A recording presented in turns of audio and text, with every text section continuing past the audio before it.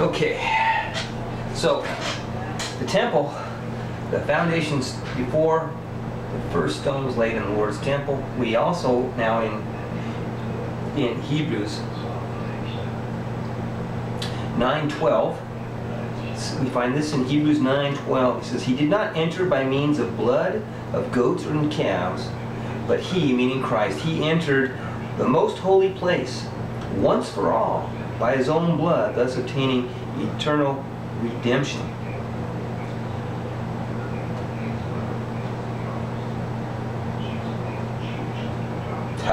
It was 11, the one verse before. "But when Christ came as a high priest of the good things that are now already here, he went through the greater and more perfect tabernacle that is not made with human hands, that is to say, is not part of this creation." And then verse 12. So I apologize for that. The point here is, it was a more perfect tabernacle that was not made with human hands. And 9:23 and 24, he says, "It was necessary then for the copies of the heavenly things to be purified with these sacrifices, but the heavenly things themselves with better sacrifices than these. For Christ did not enter a sanctuary made with human hands that was only a copy of the true one. He entered heaven itself, now to appear for us in God's presence." The writer of Hebrews, based on the fact that Moses was to make the tabernacle in the same way that the copy was, or in the same way of something that was shown him to that pattern, he says that means that there must have been a tabernacle that was made not of human hands, but made in heaven. And so Haggai says to these people, who he has just told them that everything you built is defiled, he says, "Give careful thought to the day when the foundation of the Lord's temple was laid. Give careful thought."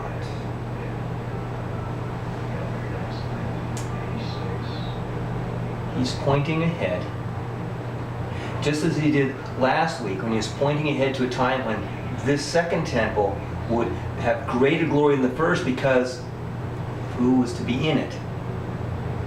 Now he's saying, this one's defiled.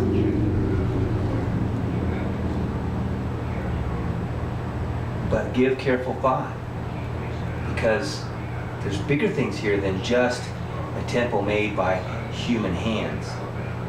He continues, "Is there yet any seed left in the barn? Until now, the vine and the fig tree, the pomegranate and olive tree have not borne fruit. From this day on, I will bless you." Whoa! I thought they were a defiled people. From this day on, I will bless you. There's two messages here. There's one that's hidden in the other, sort of like a fitting bowls. For them, his day, yeah, you had want. I hit you with blight and mildew, and I struck the work of your hands so that you turned back to me. And he goes on, and then he uncovers something really special that give careful thought to this whole temple idea, how it was before the first stone was laid.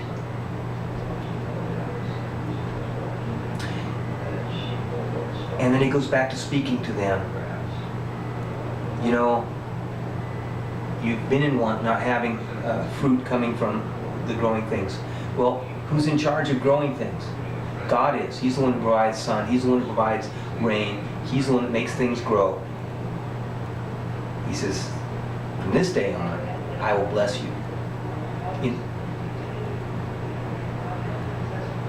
This is like he's shaking them back and forth. He's saying, you're terrible, you're defiled, but I'm going to bless you. You weren't doing things for me, and so I withheld the fruit of the land, and now I'm not going to. And so there's messages here too. He says, I will bless you even though you are defiled. I'm defiled. I have a wicked heart. I have a heart that cannot be cured. All those scriptures from the Old Testament are repeated in the New Testament about how vile and wicked we are.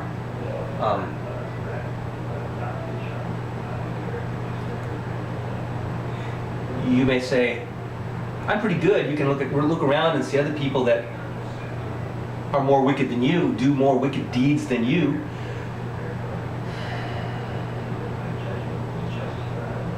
That just means you're not as wicked as they are. Doesn't mean that you're holy. Doesn't mean that you're good. God is good. We are not. Look, you can see in your own heart that you don't measure up. Love the Lord your God with all your heart and all your soul and all your mind and all your strength. Who among us does that continually all the time? Shoot, I'm lucky to do it 3 minutes straight. I fail in that one. And I fail on the rest too if you're going to take Christ in the Sermon on the Mount. He said it's not just observing the law, it's observing the spirit of law that we're going to be judged by. He says, do you hate your brother? Well, you've murdered him in your heart. Do you lust after a woman? Well, you've committed adultery in your heart. We have to not just uphold the letter of the law. I can say, I have never stepped out in any of my marriages. I've had 2. But if I lusted for another woman? Yes. Well, I failed.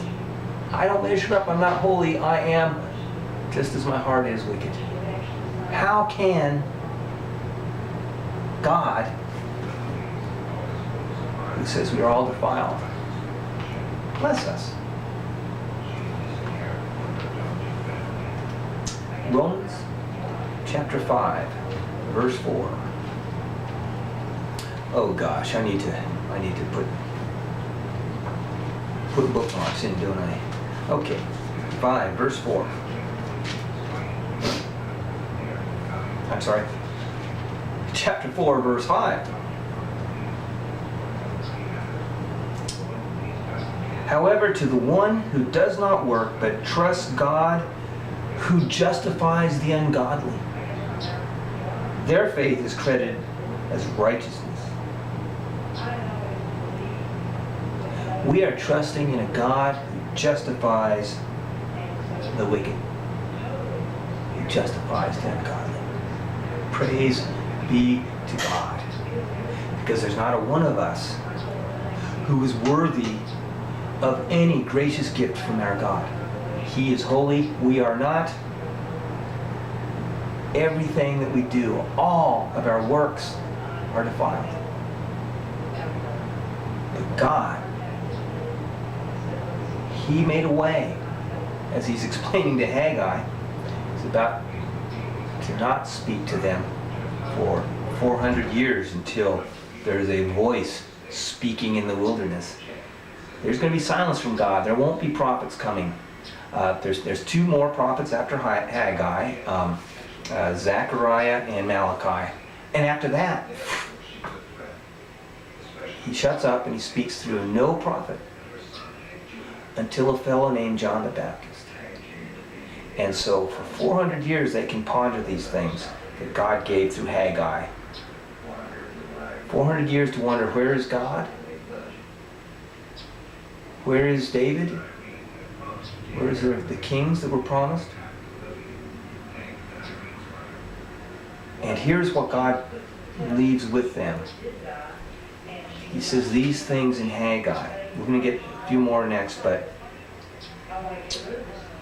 He says, I am with you. This is a Haggai 1:13. I am with you. Haggai 2:4.